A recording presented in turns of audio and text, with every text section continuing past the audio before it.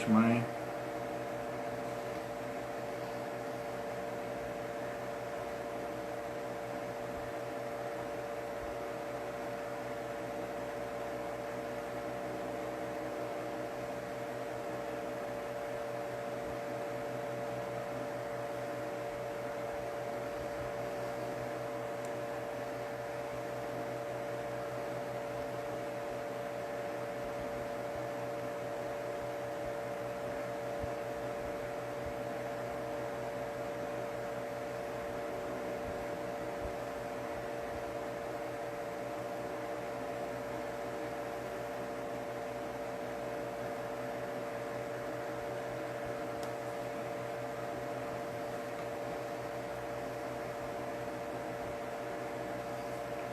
Boa noite, Rosalvo.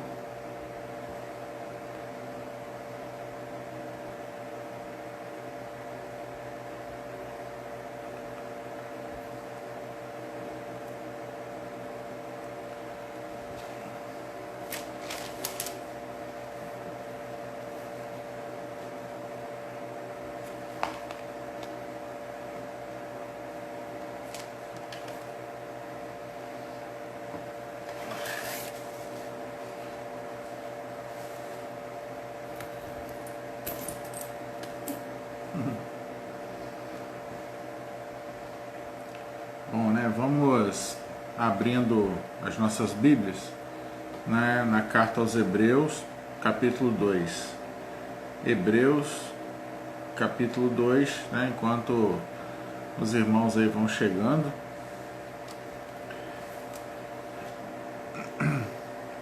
Vamos fechar os nossos olhos, vamos orar, pedindo ao Senhor a orientação, né, o discernimento, para que nós tenhamos um estudo proveitoso, né, para todos nós esta noite. Feche seus olhos, vamos orar.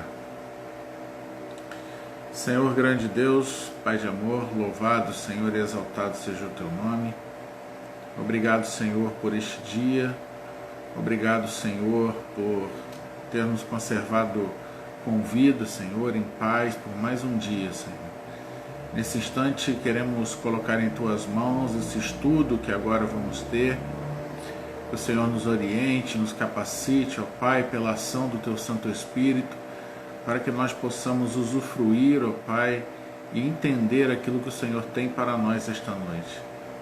Abençoe, Senhor, a porção da Sua palavra que será lida, para que nós possamos extrair dela a Sua vontade, Senhor, a Sua mensagem para os nossos corações.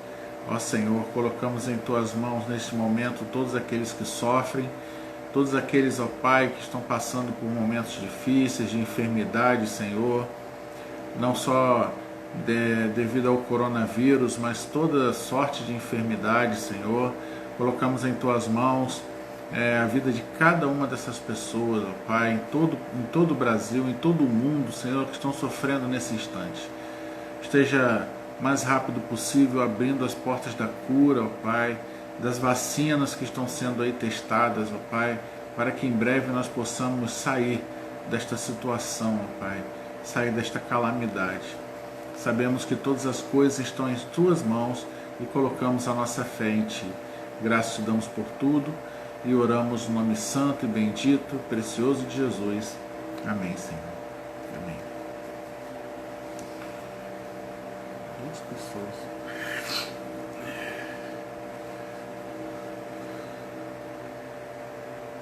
Karina, boa noite. Dona Ió, boa noite. Nós, vamos hoje estudar o segundo capítulo da carta aos Hebreus. Na quinta-feira passada nós iniciamos essa série de estudos na carta aos Hebreus e começamos na semana passada falando Jesus Cristo como a mensagem superior. Como nós já fizemos menção, a carta aos Hebreus ela é puramente cristocêntrica. O foco da mensagem aos Hebreus é a pessoa de Jesus Cristo, é a mensagem de Jesus, e por isso se torna uma carta cristocêntrica, é Jesus na veia, né? E hoje, o capítulo 2 de Hebreus, nós vamos começar, né? Nós vamos falar de Jesus Cristo como sendo o homem perfeito. Porque, meus irmãos, a natureza humana de Cristo, né? A natureza de Cristo como o Filho de Deus, né? Como o Filho unigênito do Pai, nós já conhecemos, mas há muitas dúvidas sobre a natureza humana de Cristo. Que dúvidas?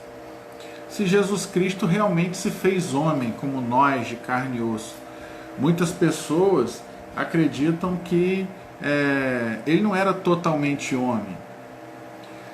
E nós vamos ver esta noite o escritor aos Hebreus dizendo que sim, Jesus se fez homem, 100% homem, totalmente homem, e ele habitou entre nós, ele foi tentado assim como nós somos. A única diferença é que Cristo não pecou. Então o escritor ele vai apresentar, boa noite dona Nilza, boa noite dona Jossa, Josimária, ele vai apresentar Jesus homem, né, no capítulo 2 da carta aos Hebreus. O foco, né, do nosso estudo desta noite é exatamente esse, é a humanidade de Jesus. Nós vemos lá em Mateus, né, capítulo 1, Mateus discorrendo sobre a genealogia de Jesus, vindo desde Adão até o nascimento de Cristo. Né? O nascimento de Jesus, a sua concepção, né? Quando o anjo aparece para Maria, Maria vai ficar grávida, Jesus vai nascer naturalmente. Né? Por mais que a sua concepção tenha sido por ação do Espírito Santo, o seu nascimento é o nascimento normal de qualquer criança. Nasceu de parto normal, né? Jesus tinha o cordão umbilical que foi cortado, né? Jesus mamou no seio de Maria, ele foi uma criança normal, um adolescente normal, um jovem normal, um homem como nós, né? Tinha suas necessidades, Jesus tinha fome, Jesus ficava cansado. Nós vemos Jesus no deserto sendo tentado. Quando ele tem fome, é a hora que Satanás aparece para tentá-lo, né? Se nós voltarmos um pouco em Mateus capítulo 26, versículo 37, nós vamos ver: e levando consigo a Pedro e aos 2 filhos de Zebedeu, começou a entristecer-se e angustiar-se. Jesus ficava triste. Jesus, ele ficava angustiado. Jesus tinha fome, né? Jesus tinha sede. Jesus ficava cansado. Nós vamos ver na passagem onde ele acalma a tempestade, Jesus dormia no barco. Jesus ficava cansado. Ele era um homem como nós. Ele se fez carne. Ele, sendo filho de Deus, ele se fez carne. Carne como nós, esta nossa carne. Ele habitou aqui entre nós, né? E a pergunta que o escritor aos Hebreus vai responder aqui no capítulo 2 é: por que Jesus precisou se fazer homem? Por que ele precisou descer da sua glória, né, abrir mão do seu estado de glória no céu e tomar a forma humana e habitar entre nós, né, e andar entre nós e sentir, levar as nossas dores, né, as nossas cargas?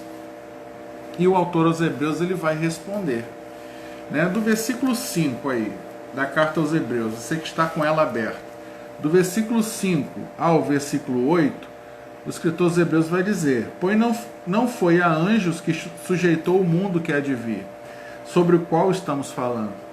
Antes, alguém em certo lugar deu pleno testemunho, dizendo: que é o homem que dele te lembres. Aqui o escritor vai fazer uma menção ao Salmo 8. Por isso nós falamos na quinta passada que o escritor aos Hebreus ele conhecia muito bem o Antigo Testamento. Ele vai fazer uma menção ao Salmo 8 e vai dizer no versículo 8: todas as coisas sujeitaste debaixo dos teus pés. Ora, desde que lhe sujeitou todas as coisas, nada deixou fora do seu domínio. Agora, porém, ainda não vemos todas as coisas a ele sujeitas. Só até aqui o 8. Então, o escritor, ele vai falar aí, citando o Salmo 8, e vai dizer o quê? Que Jesus tomou a forma humana para cumprir o mandado de Deus. O mandado que Deus tinha entregue a Adão. Adão recebeu uma missão de Deus, mas Adão falhou. Agora Cristo, como o segundo Adão, ele vai passar no teste. Ele não vai falhar. O homem, Adão, recebeu o mandato de Deus para dominar, para reinar sobre tudo que Deus tinha criado. Mas o que aconteceu? O homem caiu. Adão pecou e, por causa da sua desobediência, toda a raça humana se tornou pecadora. O homem vai perder então a sua capacidade, essa capacidade de domínio e possessão. O homem que tinha sido criado à imagem e semelhança de Deus para reinar e para dominar, acabou se tornando escravo. Escravo de quem? Escravo do pecado. A queda, o pecado de Adão, lançou a humanidade na escravidão do pecado, na morte. Então o escravo, ele não tem vontade própria. O escravo não faz o que quer, o escravo faz o que mandam. Então o homem estava escravo do pecado, estava morto em delitos e pecados. Então Jesus, o escritor aos Hebreus aqui vai dizer que Jesus, quando ele assume a natureza humana, quando ele desce do céu e assume a natureza de homem, ele vai cumprir este ideal de Deus do homem perfeito. Por isso que vai dizer, né? Versículo 9 vai dizer assim: vemos, todavia, aquele que por um pouco, tendo sido feito menor do que os anjos, Jesus, por causa do sofrimento da morte, foi coroado de glória e de honra, para que, pela graça de Deus, provasse a morte por todo homem. Provasse a morte por todo homem. Ele vem, ele assume a forma humana e, para que ele passasse pela morte, para que ele provasse a morte, para que ele fosse à cruz, ele precisava ser homem. Ele precisava ser totalmente homem, completamente humano, né? Mas esse período de humanidade foi um período curto, né? Jesus viveu aqui na Terra mais ou menos 33 anos. A humanidade de Cristo aqui foi perfeita, mas foi temporária. Este período de encarnação de Jesus aqui na Terra foi temporário, 33 anos. Por quê? Quando ele passou pela morte, ele ressuscitou, o Pai o coroou com glória. Ele se fez, né? O versículo 9 vai dizer o quê? Que ele se fez menor do que os anjos por um breve tempo. Ele assumiu a forma humana por um breve tempo, mas ele, quando se entrega à morte e ele, quando ressuscita, ele vai ser coroado de glória, né? Por causa do sofrimento da morte, foi coroado de glória e de honra, para que, pela graça de Deus, provasse a morte por todo homem, né? A intenção da encarnação de Jesus também foi que ele passasse pelo sofrimento da morte. Ele precisava se fazer homem para morrer e para consumar a salvação.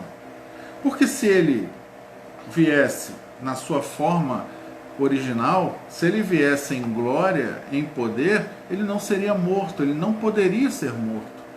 Ele não poderia sofrer. Ele não poderia passar pelo que ele precisava passar. Então ele se fez homem para levar sobre si, né, a morte, o sofrimento que cabia a nós, para salvar o seu povo, para salvar o homem, todos aqueles, né, que tinham sido escolhidos, eleitos por Deus, ou seja, nós.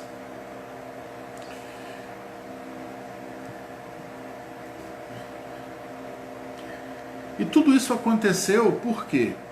Pela graça de Deus. Quando nós falamos em graça, né, que aqui ele vai, no versículo 9, ele vai falar, né, que pela graça de Deus provasse a morte, porque a graça é um favor imerecido.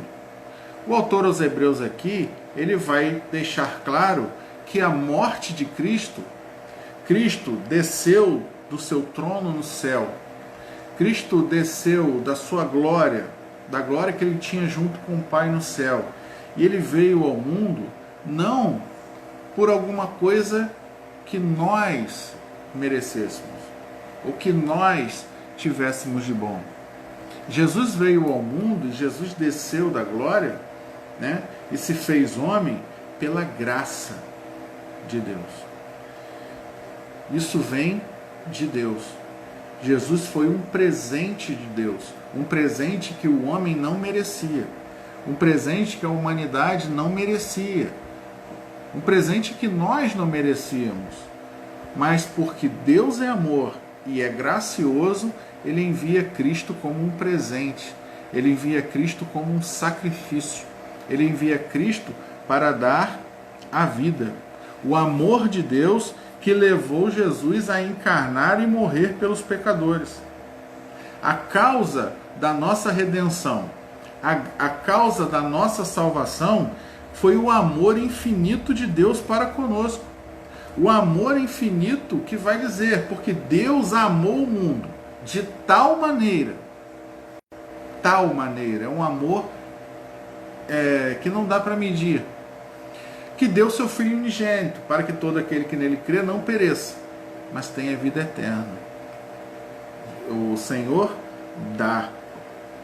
A graça é o amor de Deus. Nós não merecíamos Cristo. Nós não merecíamos o sangue de Cristo derramado.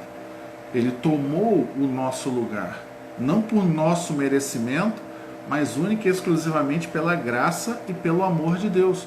Por isso que o homem, ele não tem participação na sua salvação. Ele não tem participação na sua redenção. A salvação do homem é presente de Deus, é pela graça. Por isso que o apóstolo Paulo ele vai dizer claramente que pela graça sois salvos, mediante a fé. Isso não vem de vós, é dom de Deus, para que ninguém se glorie. Dom é um presente de Deus. A própria fé que nós temos em Cristo é um presente de Deus. É Deus quem coloca no nosso coração a fé. E é pela fé que nós reconhecemos, né, que pela graça o Senhor foi mandado, o Senhor veio até nós em forma humana, 100% homem, habitou entre nós e deu a sua vida em resgate de muitos. Por isso, o autor aos Hebreus ele vai dar uma injeção de Jesus na igreja dos Hebreus, né, para o povo hebreu. Ele vai falar profundamente não só da pessoa de Cristo, mas também da sua missão, dos seus atributos, dos papéis que Cristo desempenhou, né? E aqui nós vimos na quinta passada, no capítulo 1, que Jesus é a mensagem perfeita. Jesus é a mensagem superior. Jesus é o ápice da revelação. E agora aqui no capítulo 2, nós estamos vendo que Jesus é o homem superior. É o homem perfeito, o homem sem pecado. O único homem sem pecado.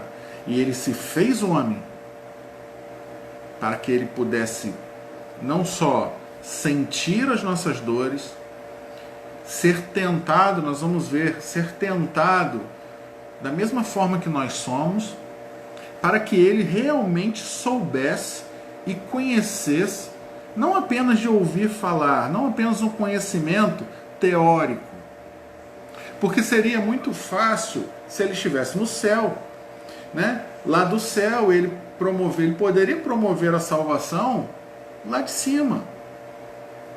mas ele não saberia o que nós sentimos, e ele soube na pele. Jesus soube na pele. A carga que nós levamos, ele levou. As dores que nós sentimos, ele sentiu. As decepções que às vezes nós passamos, ele passou. Você já se sentiu triste em ser traído por um amigo? Jesus também foi. Ele conhece. Você se sentiu traído, né, e se sentiu abandonado pelos seus amigos? Jesus também. Você às vezes está passando por problemas financeiros, não ter nem onde reclinar a cabeça? Jesus viveu assim. Jesus não tinha de reclinar a cabeça. Jesus foi rejeitado. Jesus sentiu frio, Jesus sentiu fome. Jesus foi desprezado pela sua família. Jesus foi desprezado pelo seu povo. Jesus foi cuspido, Jesus foi traído, Jesus foi abandonado. Então, de tudo que nós passamos, ele tem experiência. Porque ele esteve aqui para sentir as nossas dores. E isso faz dele um intercessor superior. Porque agora ele está junto ao Pai intercedendo por nós. E quando nós clamamos por auxílio, quando nós clamamos por perdão, ele intercede junto ao Pai, não apenas falando, ah, Pai, não, mas por Pai, acontece isso, porque eu, quando estive lá, sei e senti, e levei sobre mim, e sei como dói, e sei o que é, porque eu estive lá, ele esteve aqui, as suas mãos ainda estão furadas, o seu lado ainda está furado, a sua testa ainda está furada pelos espinhos. Quando ele ressuscita e aparece para os seus discípulos, ele mostra os furos nas mãos. Ele mostra o lado furado, Tomé coloca a mão lá. Ele ainda leva as marcas do sacrifício que ele fez pela nossa salvação. O escritor aos Hebreus, ele vai prosseguir, né, a partir do versículo 10, ele vai prosseguir dizendo que ele se fez homem, ele habitou entre nós, para quê? Para que ele pudesse ser o autor da salvação. Olha só, versículo 10 ao 13. Porque convinha que aquele por cuja causa e por quem todas as coisas existem, conduzindo muitos filhos à glória, aperfeiçoasse por meio de sofrimentos o autor da salvação deles. Pois tanto o que santifica como os que são santificados, todos vêm de um só. Por isso é que ele não se envergonha de lhe chamar irmãos, dizendo: a meus irmãos declararei o teu nome, cantar-te-ei louvores no meio da congregação. E outra vez eu porei nele a minha confiança, e ainda, eis aqui estou, eu e os filhos que Deus me deu. Né? Ele vai lá no Salmo 22. Aqui o autor ele volta lá no Salmo 22 para citar o Salmo 22 aqui. Né? Nós vemos que o autor aos Hebreus ele vai e volta no Antigo Testamento para confirmar, né? Corroborar a palavra que ele está passando. Ele está dizendo assim, olha, como ele escreve aos Hebreus, é importante nós destacarmos, né, salientarmos que os hebreus eles davam muita ênfase ao Antigo Testamento como sendo uma palavra profética verdadeira. Então, quando o escritor aos Hebreus ele busca as referências no Antigo Testamento de profecias que falavam do Messias e que anunciavam Cristo, era como se colocasse ali um carimbo de verdade. Olha, eu estou falando isso porque lá no Salmo 22, porque lá no passado o salmista disse isso, isso, isso. Porque lá no livro de Deuteronômio, Moisés escreveu isso, isso, isso. Nós vamos ver isso em toda a carta. Em toda a carta nós vamos ver. Por isso que dizem, né, que a maioria das pessoas acredita que o autor desta carta foi o apóstolo Paulo, por causa desse profundo conhecimento do Antigo Testamento. Mas não tem confirmação, né? O autor aos Hebreus ele vai escrever: porque convinha que aquele por cuja causa, né, e levar muitos filhos à glória, aperfeiçoasse por meio de sofrimento o autor da salvação deles. Jesus ele vai ser apresentado aqui como o autor da salvação, como sendo o autor da salvação.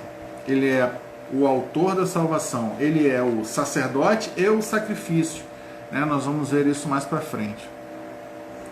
A palavra autor significa o quê? Aquele que realiza primeiro, aquele que primeiro faz, o fundador.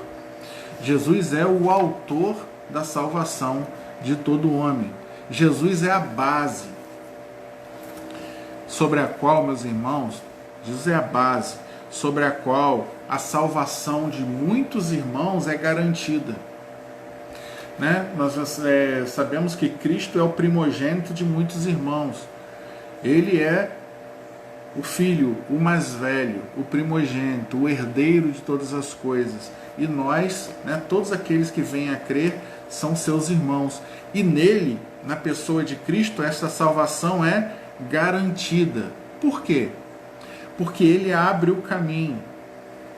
Ele não apenas abre o caminho para a salvação no derramamento do seu sangue, como nós também somos salvos pelo seu exemplo. Ele se deu, ele se entregou, ele se deixou matar, ele se deixou crucificar, né, para que nós fôssemos salvos.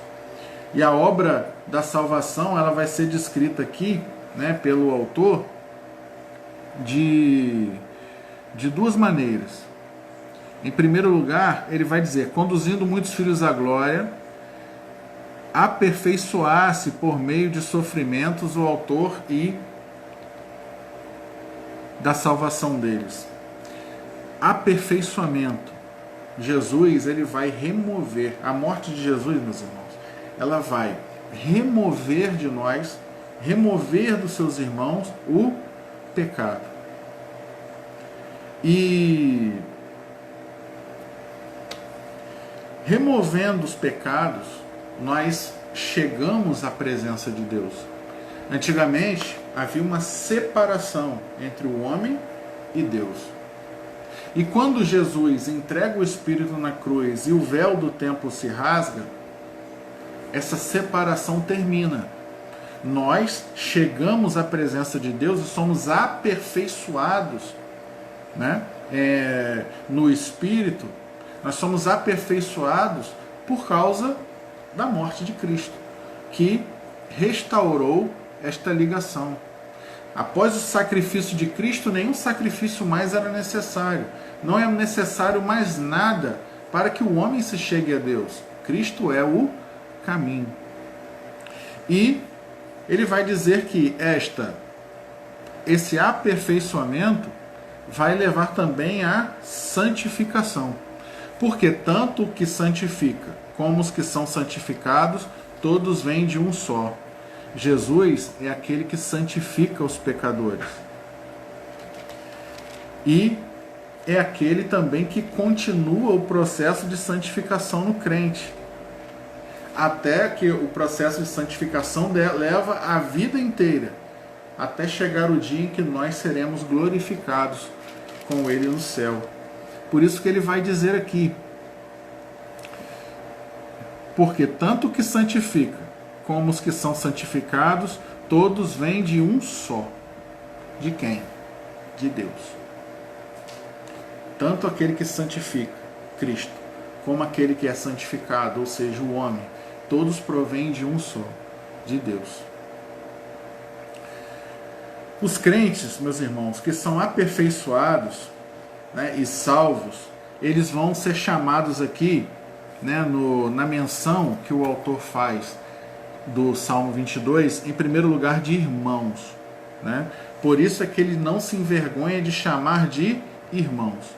Os crentes, a partir do momento em que recebem em si o sangue, são lavados pelo sangue de Jesus, eles se fazem membros da família de Deus, irmãos de Cristo, sendo Cristo mais velho, sendo Cristo o cabeça, todos nós que entregamos a nossa vida a Ele, que fomos lavados pelo seu sangue, que fomos alcançados pela sua graça, nos fazemos irmãos, membros da família de Deus. A família de Deus, ela é formada e unida na pessoa de Cristo. Cristo é a liga. Cristo é a liga que une todos os irmãos. Né? Jesus, ele é o irmão mais velho. E todos nós somos irmãos em Cristo, filhos de Deus. Né? A partir do momento da nossa conversão. Em segundo lugar, né, vai dizer aqui que não só irmãos, mas vai dizer, olha, cantar-te-ei louvores no meio da congregação, adoradores. Os irmãos que são transformados, eles são transformados também em adoradores, sacerdotes de Deus, né? Sacerdote do Deus vivo, sacerdócio santo. E Jesus, ele vai possibilitar que o homem, a comunidade dos irmãos, a comunidade, a igreja, viva uma vida de quê? De adoração. O homem, quando é resgatado e ele entende, né, o presente que lhe foi dado, ele entende o que ele recebeu, né, com a morte de Cristo, ele não tem outra opção a não ser adorar. A não ser adorar. Ele vai se transformar num adorador. Luísa, minha irmã, seja bem-vinda. Deus te abençoe. E, em terceiro lugar, o autor aqui vai dizer que, né, no versículo 13, eis aqui estou eu e os filhos que Deus me deu. Eis aqui estou eu e os filhos que Deus me deu. Os filhos são dádivas de Deus ao Filho. O Pai, né, Cristo comprou para si, com seu precioso sangue, nos comprou para si, e o Pai deu a Ele, todos nós. Nós podemos dizer ali em síntese, né, sintetizando, que a igreja, aqueles que são salvos, que são escolhidos, eles são a família de Deus. Nós formamos a família de Deus. Nós podemos olhar lá em Efésios. Efésios, capítulo 2. Efésios, capítulo 2, versículo 19. Olha o que diz o apóstolo Paulo. Assim, já não sois estrangeiros e peregrinos, mas concidadãos dos santos, e sois da família de Deus. Já não existe mais estrangeiro nem peregrino. Todos vocês agora são concidadãos, quer dizer, fazem parte do mesmo povo. Ele está falando isso para o quê? Para a igreja de Éfeso. Todos vocês que foram lavados pelo sangue de Cristo, todos vocês que entendem que pela graça vocês foram salvos e que Cristo se sacrificou por vocês e recebem Cristo como Senhor e Salvador da sua vida, vocês agora fazem parte de um único povo. São concidadãos e são família de Deus. Todos nós somos filhos de Deus e irmãos em Cristo. Prosseguindo, né, neste capítulo 2, vai dizer também que Jesus, ele se encarnou e veio até nós em forma humana para destruir o poder do diabo e da morte. O versículo 14 e 15, o escritor vai dizer: e livraste todos que, pelo pavor da morte, estavam sujeitos à escravidão por toda a vida. Pois ele, evidentemente, não socorre anjos, mas socorre a descendência de Abraão. Jesus se tornou homem para libertar o seu povo dos seus inimigos, né? Por isso que ele vai dizer, né? E nós vamos ver aí, destacar 3 pontos nestes 2 versículos. Em primeiro lugar, Jesus se identifica conosco quando ele vai falar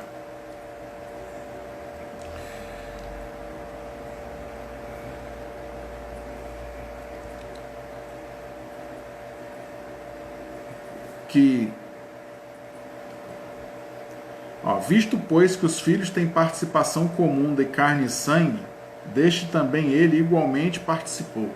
Então Jesus ele vai se identificar conosco quando ele fala que ele, os filhos, têm participação de carne e sangue, e Cristo também participou. Quer dizer, ele também veio, se fez carne e sangue, assim como nós. Ele participou e compartilhou desse nosso estado, né?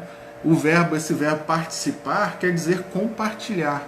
Jesus compartilhou a nossa situação, né? O nosso gênero humano. Então, o autor aos Hebreus ele quer enfatizar que Jesus se fez homem. Jesus é 100% homem e 100% Deus. Ele tem essas 2 naturezas nele próprio, nele mesmo. Homem e Deus, numa pessoa só. A ideia é que Jesus ele foi, por natureza, carne e sangue. Ele desceu, se fez filho dos homens. Ele se entregou para morrer porque ele era homem. Para que ele, por isso que ele é chamado de filho do homem. Jesus vai ser apresentado aqui como o Jesus homem. Em primeiro lugar, a identificação. Jesus se identifica com o homem, porque ele foi homem e esteve entre nós. Por isso essa identificação. Em segundo lugar, ele vai falar que os homens estavam escravos. No começo, nós falamos o quê? Da escravidão do homem. O homem estava escravo do pecado. Os filhos de Deus estavam sujeitos à escravidão eterna do diabo e do pavor da morte. Você que está com sua Bíblia aberta, vamos voltar de novo lá em Efésios, né? Você que não está, anote, para que depois você possa recorrer, né? Efésios, capítulo 1, versículo 3. Olha o que o apóstolo Paulo vai dizer. Bendito Deus e Pai de nosso Senhor Jesus Cristo, que nos tem abençoado com toda sorte de bênçãos espirituais nas regiões celestiais em Cristo, né? Bendito seja Deus que nos tem escolhido. Colossenses 1,13. Ele nos libertou, né? Ele nos escolheu nas regiões celestiais em Cristo. Bendito seja Deus que nos escolheu. Ele nos escolheu nas regiões celestiais em quem? Em Cristo. Agora olha o que o próprio Paulo vai falar em Colossenses 1,13. Ele também, não apenas nos escolheu, mas ele nos libertou do império das trevas e nos transportou para o reino do Filho do seu amor. Nos transportou para o reino dos filhos do seu amor. Nós vivíamos escravos no império das trevas. A vida sem Jesus, a vida longe de Jesus é uma vida de escravidão espiritual. O homem era escravo do pecado, era escravo do diabo. E a duração desta escravidão era para quê? Para a vida eterna, era para sempre. Essa escravidão também é eterna. Essa escravidão ela não se resume apenas a esta vida. Essa escravidão é eterna. Por isso é importante, né, nós enfatizarmos, e o apóstolo Paulo ele vai falar muito bem sobre isso na carta aos Efésios, no capítulo 2, do versículo 1 ao 4, ele vai falar assim: Ele vos deu vida, estando vós mortos nos vossos delitos e pecados, nos quais andastes outrora, segundo o curso deste mundo, segundo o príncipe da potestade do ar, do espírito que agora atua nos filhos da desobediência, entre os quais também todos nós andamos outrora, segundo as inclinações da nossa carne, fazendo a vontade da carne, dos pensamentos, e éramos por natureza filhos da ira, como também os demais. Mas Deus, sendo rico em misericórdia, por causa do grande amor que nos amou, e estando nós mortos em nossos delitos, deu-nos vida juntamente com Cristo. Pela graça sois salvos. Então aqui o apóstolo Paulo ele vai falar claramente: o homem estava perdido nos seus delitos e pecados. O homem estava escravo do diabo. E essa escravidão também duraria para a vida eterna, era uma escravidão eterna.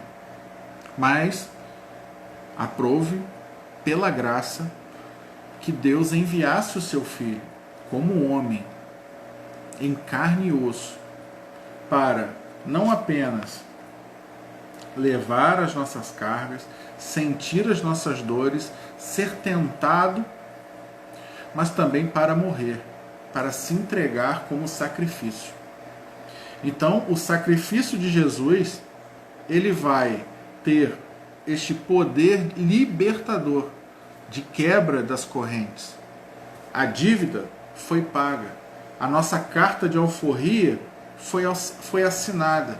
O homem foi liberto da escravidão e agora nós somos livres em Cristo, parte da família de Deus. Por isso que ele vai falar, né, aqui voltando a Hebreus, no versículo 15: e livraste todos que pelo pavor da morte estavam sujeitos à escravidão por toda a vida. Ele vai falar de libertação. Jesus Cristo, por meio do seu sacrifício, ele destrói o poder do diabo. Ele derrota o diabo. O diabo que detinha o poder sobre nós, ele vai ser destruído, vencido. A palavra destruir significa o quê? Abolir, anular. A escravidão ao diabo, ao pecado e à morte foi destruída por meio da obra de Cristo. 1 Coríntios 15, né? Nós precisamos deixar a Bíblia falar. 1 Coríntios 15, versículo 54. E quando este corpo corruptível se revestir de incorruptibilidade, e o que é mortal se revestir de imortalidade, então se cumprirá a palavra que está escrita: tragada foi a morte pela vitória. Onde está, ó morte, a tua vitória? Onde está, ó morte, o teu aguilhão? O aguilhão da morte é o pecado, e a força do pecado é a lei. Graças a Deus que nos dá vitória por intermédio de nosso Senhor e Salvador Jesus Cristo. Portanto, meus amados irmãos, sede firmes e inabaláveis, e sempre abundantes na obra do Senhor, sabendo que no Senhor o vosso trabalho não é vão. Na morte de Cristo nós recebemos a vitória. Nós somos libertos. A dívida foi paga. O preço foi pago. Cristo se entregou. Cristo se deu. Cristo se ofereceu, né, pela graça, para que nós fôssemos libertos da escravidão do pecado, fôssemos libertos da escravidão do diabo, uma escravidão eterna, a morte eterna, para que nós fôssemos salvos e passássemos da escravidão do pecado para uma vida de liberdade, como membros da família de Deus, como irmãos em Cristo.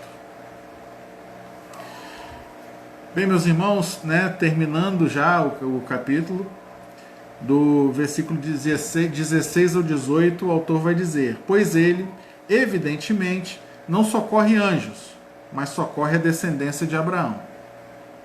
Por isso mesmo, convinha que, em todas as coisas, se tornasse semelhante aos irmãos, para ser misericordioso e fiel sumo sacerdote nas coisas referentes a Deus, e para fazer propiciação pelos pecados do povo. Pois naquilo que ele mesmo sofreu, tendo sido tentado, é poderoso para socorrer os que são tentados. Preciosa este encerramento do capítulo 2. Ele, aqui o escritor, o autor, ele vai dizer que Cristo se fez homem para socorrer os seus filhos, nós, os irmãos que sofrem. O autor, finalizando, ele vai finalizar o seu ensino destacando a obra de Jesus, que a obra de Jesus não foi feita para socorrer a anjos, mas para socorrer aos homens. Cristo, Jesus, ele não liberta anjos, mas ele vai libertar os descendentes espirituais de Abraão. Está dizendo o quê? Jesus ele não morreu para libertar anjos, mas sim os descendentes espirituais de Abraão. Quem são os descendentes espirituais de Abraão? Nós. O que o autor está falando aqui para os hebreus é o seguinte: Jesus ele não morreu pelos anjos, ele morreu por vocês. Ele se esvaziou, ele se fez menor, ele se fez como nós. Não para os anjos, mas para nós. Para nós, homens imperfeitos, homens pecadores, homens que o negaram, o traíram, o venderam e o crucificaram. Mas ele fez tudo isso por amor. Ele fez tudo isso porque ele ama. Não porque nós merecemos ou por alguma coisa boa que haja em nós, mas sim por amor. Jesus não se fez anjo. Jesus se tornou homem. Ele nos preferiu aos anjos. Não que nós tivéssemos alguma coisa boa em nós, mas por causa da nossa miséria. Porque nós estávamos perdidos. Porque em Adão todos nós caímos. Porque nós éramos escravos. Nós estávamos mortos. E ele, vendo a nossa situação de escravidão, situação de morte, ele veio. Ele desceu. Ele se esvaziou. Ele deixou o seu trono no céu e se fez igual a mais simples das criaturas. Ele viu a nossa miséria e ele se compadeceu de nós. Ele desce e se faz homem. E a encarnação de Jesus vai fazer dele o sumo sacerdote. Se você olhar aí,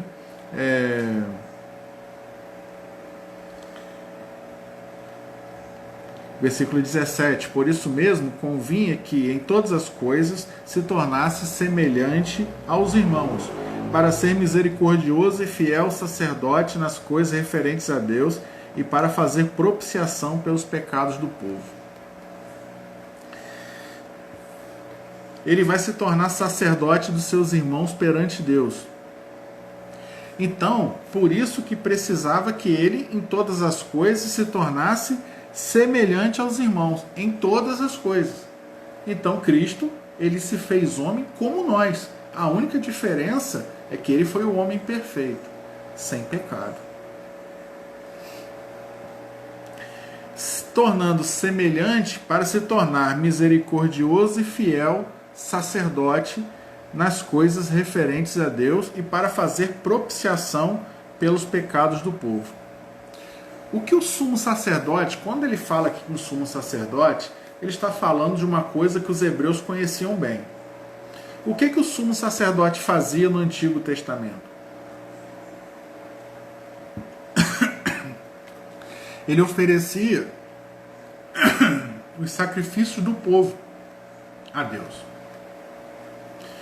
Aqueles sacrifícios de animais, perdão, aqueles sacrifícios de animais do Antigo Testamento que o povo levava, o sacerdote, ele oferecia aqueles sacrifícios e intercedia pelo povo.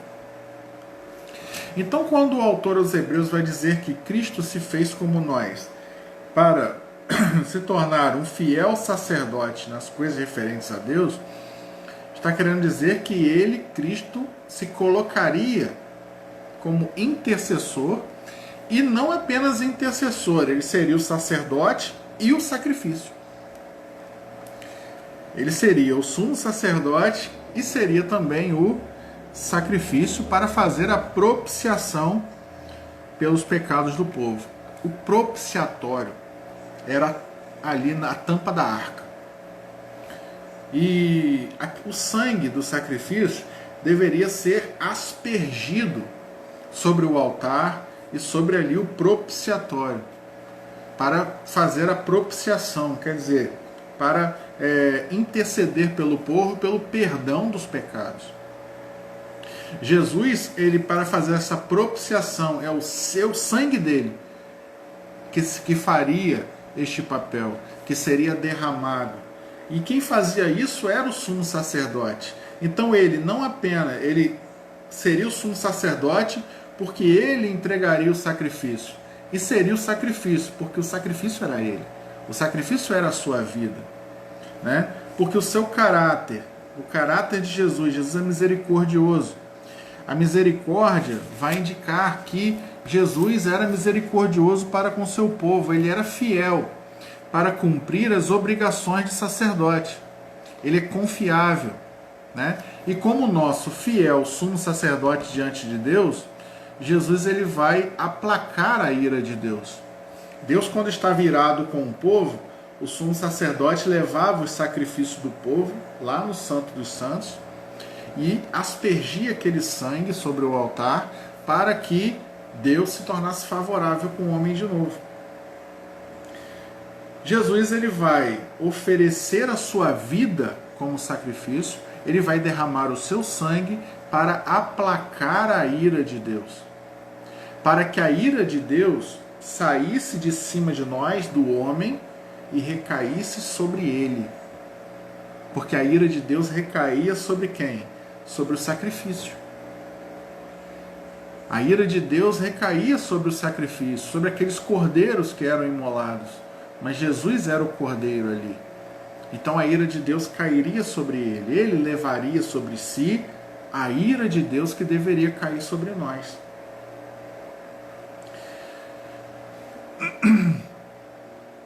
E esta fidelidade, né, de Cristo vai também nos garantir que ele vai interceder por nós, né, e fazer essa propiciação, e como ele agora está assentado à direita do Pai, ele continua a interceder por nós junto ao Pai. E vai dizer também o seguinte: o sumo sacerdote faz expiação pelo povo por meio, né, do sacrifício com sangue. Os nossos pecados exigiam a nossa morte. Né? Os pecados do homem exigiam a morte do homem. Mas os nossos pecados foram imputados a Jesus. Né? Se nós formos lá no livro do profeta Isaías,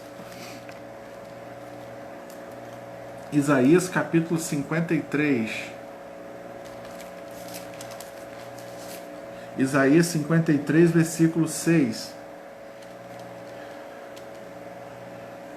5. Mas ele foi traspassado pelas nossas transgressões e moído pelas nossas iniquidades. O castigo que nos traz a paz estava sobre ele, e pelas suas pisaduras fomos sarados. Todos nós andávamos desgarrados como ovelhas, cada um se desviava pelo caminho, mas o Senhor fez cair sobre ele a iniquidade de todos nós. Ele foi oprimido e humilhado, mas não abriu a boca.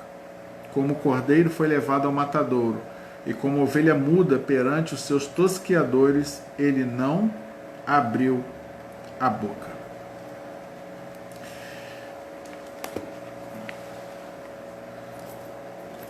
como sumo sacerdote, ele entrega o sacrifício.